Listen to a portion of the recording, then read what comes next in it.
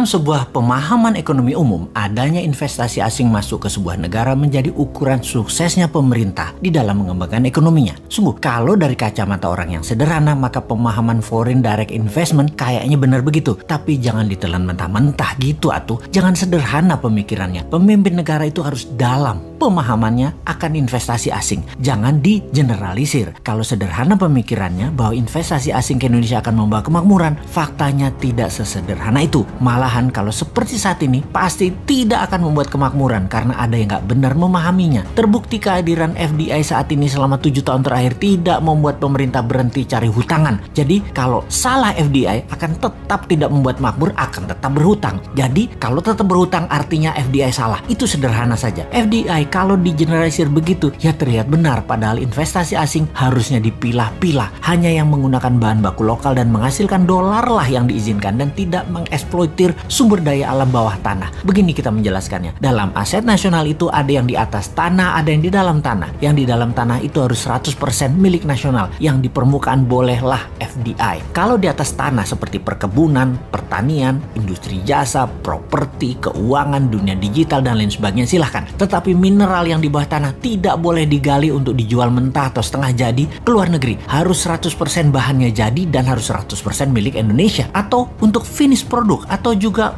untuk memenuhi kebutuhan dalam negeri. Dan FDI hanya boleh untuk mengerjakan finish produknya. Atau sesuatu yang di atas tanah deh, seperti jasa, teknologi digital, IT, bioteknologi, biomedical, biomining, dan lain sebagainya untuk diinvestkan ke otaknya putra bangsa. Itu baru FDI boleh ribuan perusahaan masuk ke Indonesia. Itu baru boleh didukung. Misalnya Google, Netflix, Disney, Metanya, Facebook, Pfizer, biomedical, Hollywood, industri musik dunia, film, YouTube masuk, head office-nya ke Indonesia, masuk data centernya ke Indonesia, silahkan. Sekali lagi, jangan SDA alam seperti di Sulawesi, alam dikeduk, aset hilang, negara dapat apa? SDM Indonesia dapat apa? Kok nggak ada yang peduli sih? Sekali lagi, asing yang invest di SDA dalam tanahnya Indonesia yang mentah atau setengah jadi, itu dikirim ke negeri asalnya, itu harus dilarang. Itu melanggar Undang-Undang 45 Pasal 33 dan pejabat yang melindunginya harus dipecat. Sekarang terbalik, asli terbalik. Uang asing, teknologi asing, tenaga kerja asing, bahan penunjang proyek asing, desain asing. Indonesia hanya keplok-keplok hore sama selfie-selfie. Lalu viral-viral terlihat membangun dan negara akan menjadi makmur.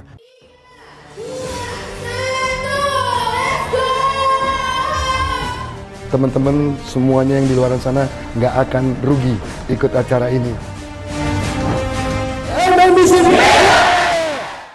Oke deh, anggap benar aja investasi asing di Indonesia saat ini seperti apa yang di mata banyak masyarakat pemuja pejabat yang serba bisa. Ternyata tidak banyak juga yang masuk investasi ke Indonesia ini dibandingkan negara lain. Dan sudah sedikit jumlahnya dibanding negara lain, namun besar secara jumlahnya bagi Indonesia. Dan tepat sekali, karena mereka invest, itu tujuannya satu, memiskinkan aset nasional sumber daya alam Indonesia. Dibandingkan di Singapura nih ya, investor masuk adalah sekitar 19.000 dolar per kapita penduduk Singapura tahun lalu. Indonesia tuh hanya 100 dolar per kapita investasinya, jauh dibanding Malaysia dan Vietnam yang hampir 300 dolar per kapita investasi asingnya masuk tahun lalu. Sudah sedikit di Indonesia itu ngerusak, memiskinkan aset nasional lagi. Tapi itu kalau saya orang Jawa sih masih bilang untung. Untung nggak sama dengan Singapura, jumlahnya masuk 19.000 dolar per kapita, masuk dan merusak. Wis, gak lihat 3 tahun lagi itu mas sampai 2024. Sekarang aja sudah ambiar karena kecil ambiarnya. Nanti kalau sudah di atas tahun 2024 baru lo kerasa bahwa keputusan sekarang mengambiarkan juga, cuman slow pace aja.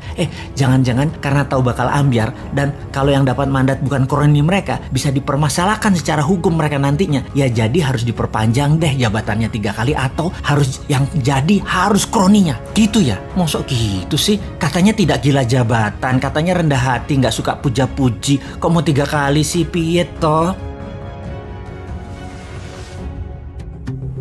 Hai, kamu tahu nggak sih? Pakai Dinaran, kalian bisa beli emas dengan biaya 10.000 aja loh. Kamu bisa transaksi emas dengan sistem digital jauh lebih mudah. Beli emas, belanjakan emas, ambil emas, beri atau transaksi emas bisa dimanapun kalian lakukan.